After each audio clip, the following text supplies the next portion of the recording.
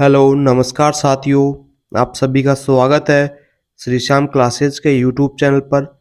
दोस्तों जैसे कि आप सभी को पता है अपन एसएसबी वेटनरी और डीएसएसबी वेटनरी के लिए दोस्तों क्लासेज चला रहे हैं।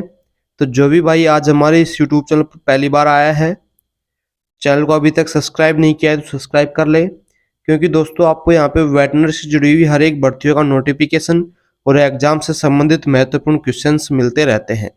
चलिएगा दोस्तों, आज का अपना पहला क्वेश्चन देख लेते हैं। क्वेश्चन क्या है कि रेक्टल प्रोलाइपेज के समय गुदा के मुंह को छोटा करने के लिए कौन सा सूचर लगाया जाता है, यानी कौन सा टांका लगाया जाता है। दोस्तों राइट आंसर हो जाएगा पार्स स्टेयरिंग। जो सूचर होता है ये गुदा के मुंह को छोटा करने के लिए लगाया जाता है। राइट आंसर हो जाएगा ऑप्शन नंबर बी। ठीक है, नेक्स्ट क्वेश्चन देखते हैं कि रक्त वाहिनियों के कटे हुए भागों को जोड़ने के लिए कौन सा सूचर पैटर्न काम में लिया जाता है। कि जो रक्त वाहिनियां ब्लड वेसल्स होती है उनके कटे हुए भाग को दोस्तों जोड़ने के लिए कौन सा सूचर यानी कौन सा टांका दोस्तों काम में लिया जाता है। तो दोस्तों इसके लिए इवर्सियन जो सूचर पैटर्न होता है, इवर्सियन सूचर पैटर्न काम में लिया जाता है। Option number B right answer. ठीक है, नेक्स्ट क्वेश्चन देखिएगा कि रोमन, गर्भाशय तथा मूत्राशय जैसे खोखले अंगों को में कौन सा सूचर लगाया जाता है। कि जैसे रोमन हो गया, गर्भाशय हो गया, आपका मूत्राशय हो गया, इन जैसे दोस्तों खोखले अंगों में कौन सा सूचर लगाया जाता है। तो दोस्तों इनके लिए लैम्बरबर्ट सूचर लगाया जाता है। कौन सा सूचर लगाया जाता है? लैम्बरबर्ट सूचर ऐसा सूचर है जो दोस्तों खोखले अंगों के लिए लगाया जाता है। ठीक है, नेक्स्ट क्वेश्चन देखते हैं कि निम्न में से गैसीय निश्चेतक का उदाहरण कौन सा होगा। तो दोस्तों इनमें से जो नाइट्रस ऑक्साइड है, जीनोन है और साइक्लोप्रोपेन, ये दोस्तों तीनों के तीनों जो है एक प्रकार के गैसीय निश्चेतक के उदाहरण है। राइट आंसर हो जाएगा उपरोक्त सभी, ऑल ऑफ दीज। ठीक है, अगला क्वेश्चन देखिएगा दोस्तों।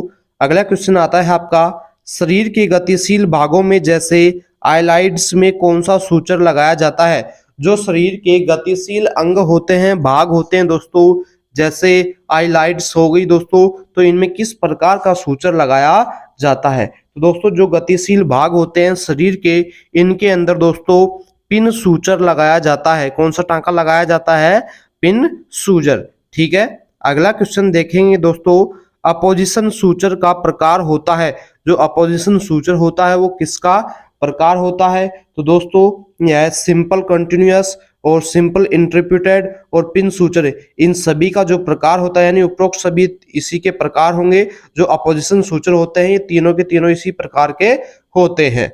ठीक है, अगला क्वेश्चन देखिएगा, फ्रैक्चर जिसमें हड्डी पूर्णतः दो भागों में टूट जाती है। कि ऐसा कौन सा फ्रैक्चर है जिसके अंदर हड्डी कंप्लीट तरीके से दोस्तों दो भागों के अंदर टूट जाती है। तो दोस्तों इस प्रकार के फ्रैक्चर को आप कंप्लीट फ्रैक्चर बोलते हैं, जिसके अंदर हड्डी जो बोन्स होती है कंप्लीट टू पार्ट्स में डिवाइड हो जाती है।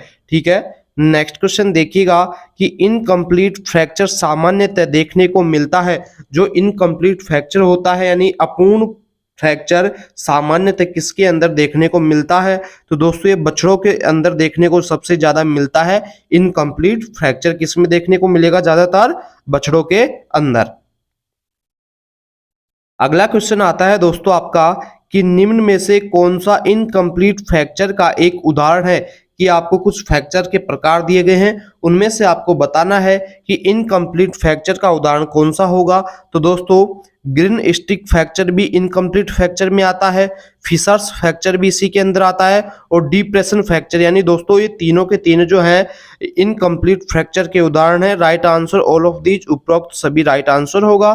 ठीक है, अगला क्वेश्चन देखिएगा कि लचीली हड्डी का हरी लकड़ी की तरह टूट जाना क्या कहलाता है। कि जो लचीली हड्डियां होती हैं दोस्तों उनका हरी लकड़ी की तरह टूट जाना कौन सा फ्रैक्चर कहलाता है।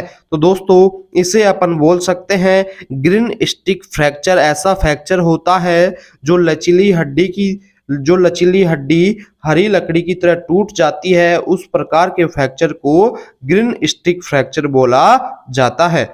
अगला क्वेश्चन देखिएगा, अगला क्वेश्चन है हड्डी में मामूली दरार पड़ना क्या कहलाता है। की जो बोन्स होती है उसमें मामूली दरार पड़ जाती है, तो इस प्रकार के फ्रैक्चर को आप क्या नाम देंगे? तो दोस्तों इसे आप फिशर्स फ्रैक्चर के नाम से जान सकते हैं। Option number C right answer. कि हड्डी की दरार में मामूली दरार पड़ना, कि हड्डी में जो मामूली दरार पड़ जाती है उसे अपन फिशर्स फ्रैक्चर बोला करते हैं।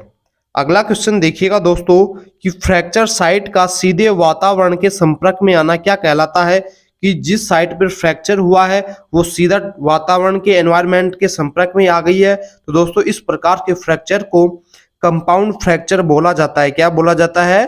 कंपाउंड फ्रैक्चर, जो सीधे वातावरण के संपर्क में आती है फ्रैक्चर की सतह, इस प्रकार के फ्रैक्चर को दोस्तों कंपाउंड फ्रैक्चर बोला जाता है। अगला क्वेश्चन कि ऐसा फ्रैक्चर जिसमें हड्डी का एक हिस्सा दूसरे हिस्से में धंस जाता है। कि किसी फ्रैक्चर के दौरान एक हड्डी का हिस्सा दूसरी हड्डी में धंस जाता है, तो दोस्तों इस प्रकार के फ्रैक्चर को कौन सा फ्रैक्चर बोलेंगे? तो दोस्तों इसे इम्पैक्ट फ्रैक्चर बोला जाता है। यानी इम्पैक्ट का अर्थ ही क्या हो गया दोस्तों? एक के अंदर दूसरी हड्डी का धंस जाना। कौन सा फ्रैक्चर होगा? Impacted fracture. ठीक है।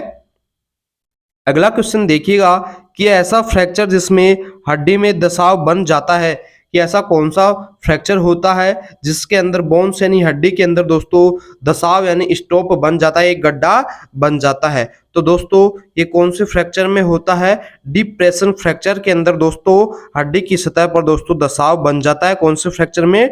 डिप्रेशन फ्रैक्चर के अंदर। ठीक है। अगला क्वेश्चन देखेंगे, घुमावदार बल की वजह से हड्डी का टूट जाना क्या कहलाता है? कि घुमावदार बल की वजह से अगर हड्डी बोन्स टूट जाती है, क्रैक हो गई है, तो दोस्तों इस प्रकार के फ्रैक्चर को क्या बोला जाएगा? तो दोस्तों इसे स्पाइरल फ्रैक्चर बोला जाता है। क्या बोला जाएगा? घुमावदार बल की वजह से जो टूटने वाली हड्डी होती है उसे स्पाइरल फ्रैक्चर बोला जाता है। अगला क्वेश्चन देखिएगा दोस्तों। अगला क्वेश्चन आता है आपका कि ऐसा फ्रैक्चर जिसमें कम से कम 3 फ्रैक्चर रेखाएं एक बिंदु पर आकर के मिलती हैं। कि दोस्तों एक हड्डी हो गई, बोन हो गई आपकी, उसके अंदर 3 फ्रैक्चर रेखा यानी 3 फ्रैक्चर रेखाएं पड़ गई हैं और दोस्तों वो रेखाएं एक बिंदु पर आकर के मिल रही है, यानी कि एक हड्डी में 3 फ्रैक्चर रेखाओं का एक बिंदु पर आकर के मिलना कौन सा फ्रैक्चर कहलाता है? तो दोस्तों ऐसा कम्युनिटेड फ्रैक्चर के अंदर होता है। कौन से फ्रैक्चर के अंदर होता है? जो कम्युनिटेड फ्रैक्चर होता है इसके अंदर दोस्तों 3 फ्रैक्चर रेखाएं एक बिंदु पर आकर के मिलती हैं। अगला क्वेश्चन देखते हैं कि ऐसा फ्रैक्चर जिसमें छोटे हड्डी जो होती है छोटे छोटे टुकड़ों में विभाजित होती है।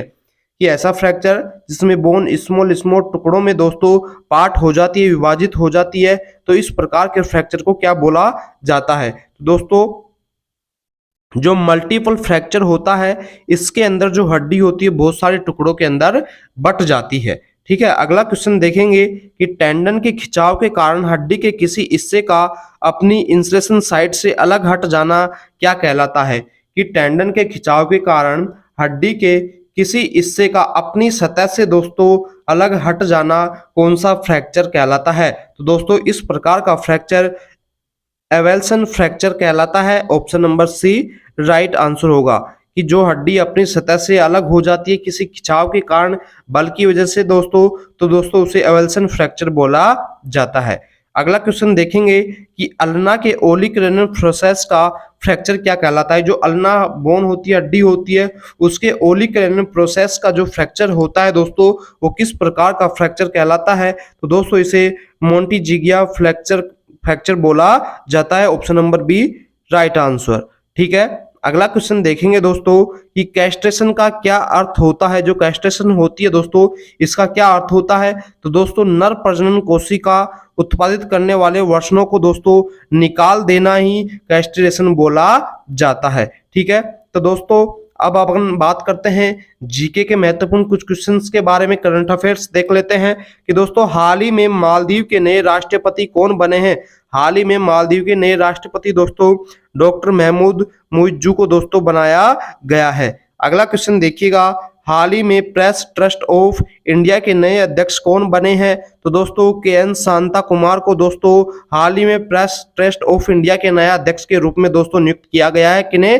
के.एन. शांता कुमार को।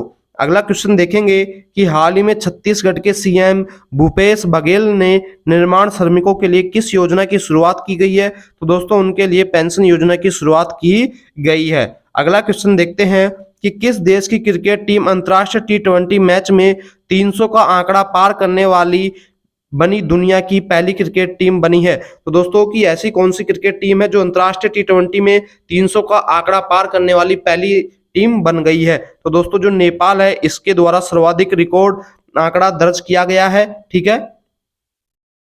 अगला क्वेश्चन देखिएगा कि एशियाई खेलों में गोल्फ में रजत पदक जीतने वाली पहली भारतीय महिला गोल्फर कौन बनी है? कि एशियाई खेलों में गोल्फ में रजत पदक जीतने वाली पहली भारतीय महिला गोल्फर कौन बनी है? तो दोस्तों यह अदिति अशोक के द्वारा ये जीता गया है। तो दोस्तों इसी तरीके के बेहतरीन शानदार वेटनरी से जुड़े हुए क्वेश्चंस पाने के लिए बने रहें आपके अपने YouTube चैनल श्रीश्याम क्लासेस के साथ में। और दोस्तों सभी भाइयों से एक ही रिक्वेस्ट है कि जितने भी भाई आपके पास में वेटनरी फील्ड से जुड़े हुए हैं उनके पास में प्लीज एक बार चैनल को दोस्तों शेयर जरूर करेंगे। इसी तरीके से हम आपके लिए बेहतरीन और शानदार क्लासेस दोस्तों बनाने की कोशिश करेंगे। अपना प्यार और सपोर्ट यूं ही हमारे साथ में बनाए रखें। थैंक यू दोस्तों, धन्यवाद।